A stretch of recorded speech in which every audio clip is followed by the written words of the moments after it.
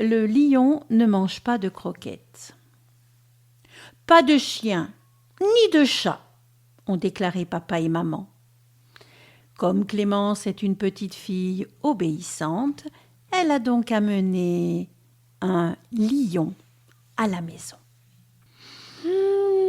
En sortant de la salle de bain, la maman de Clémence a brusquement décidé de partir en voyage sans prendre le temps de caresser le lion. Chaque jour, Clémence sort le lion pour qu'il fasse ses besoins. Difficile d'apprendre le caniveau à un lion. Le gros chat qu'il est préfère les grosses litières. Après avoir fait ses griffes sur les platanes et les feux rouges, il profite de sa promenade pour faire un peu d'exercice.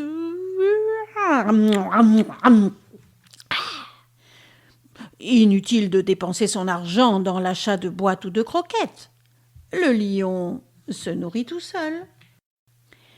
Il fait d'ailleurs lui-même ses courses chez le boucher. Le commerçant, qui est brave homme, le laisse se servir sans réclamer un centime. Comme le boucher. Tous les habitants du quartier sont gentils avec le lion. Quand il monte dans le bus, ils lui offrent leur place.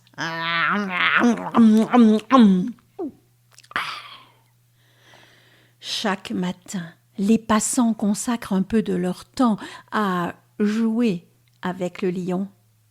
Et pendant qu'ils s'amusent, ils ne pensent plus à leurs soucis ni à leur travail. Toutefois, le lion ne passe pas tout son temps à s'amuser. Il apprécie énormément la musique, par exemple.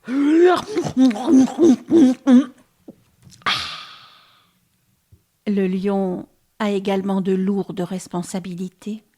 Il doit respecter le protocole des rois.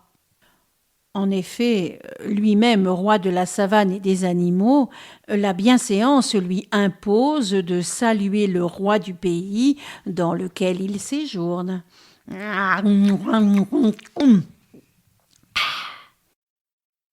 Et surtout, il n'oublie jamais de rendre visite au papa de Clémence qui se repose à l'hôpital depuis le jour où il lui a marché sur la queue.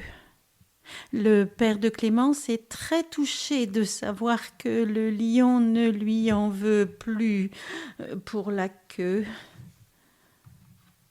Avec les copains de Clémence, cela se passe le mieux du monde, excepté lorsqu'il joue à cache-cache, parce qu'il en manque toujours un à la fin de la partie.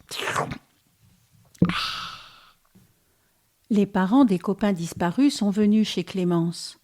Pensant y trouver leurs enfants, ils ont été très déçus. Fin psychologue, le lion a aussitôt calmé leurs inquiétudes.